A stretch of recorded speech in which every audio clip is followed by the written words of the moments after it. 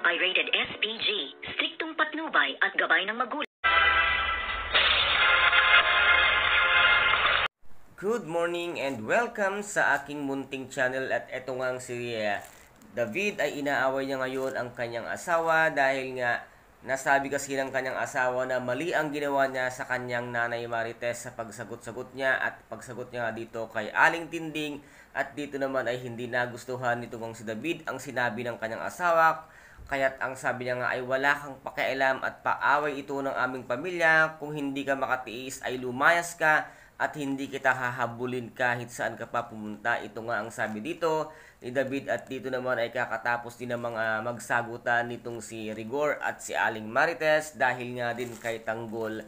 At sinabi nga din niya dito na bakit ba ang init-init ng dugo mo kay Tanggol, pati kay Santino. At pag si David ang pinag-uusapan ay talaga ng mga hindi na siya nakibo dahil kitang-kita naman talagang mas mahal niya si David kumpara sa dalawa niyang anak. At dito naman talaga ay alam na alam nga dito ni Rigor na hindi naman niya tunay na anak nga itong si Tanggol, kung kaya't ang ginawa dito ni Rigor ay lumabas na lamang ng bahay at pumunta nga dito kila Lena. At dito nga siya nagpalipas ng sama ng loob hanggang sa humantong nga sila sa maling gawa, na kung saan nga ay ito naman ang gustong-gustong mangyari nitong si Lena dahil nga malaki ang kanyang pagkakagusto dito nga kay Rigor, kung kaya't humantong sila sa isang pagtatalik na ito talaga ang inaabangan. At alam na alam talaga ni Rigor na mali ang kanilang ginagawa, ngulit ipinagpatuloy niya. At habang naghihintay naman dito si Aling Marites sa kanilang tahanan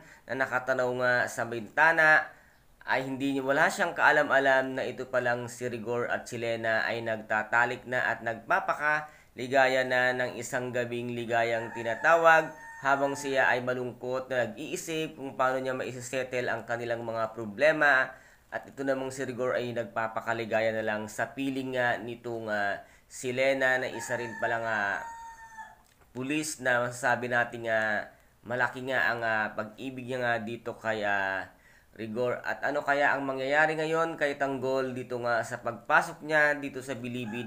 At ito po ang ating paka-aabangan dito nga sa FPJ, ang Batang Quiapo. And guys, kung nagustuhan po ninyo ang aking video for today, paki-subscribe na lamang po ng aking channel, paki-like and share din po para maging update kayo sa lahat ng gagawin kong video.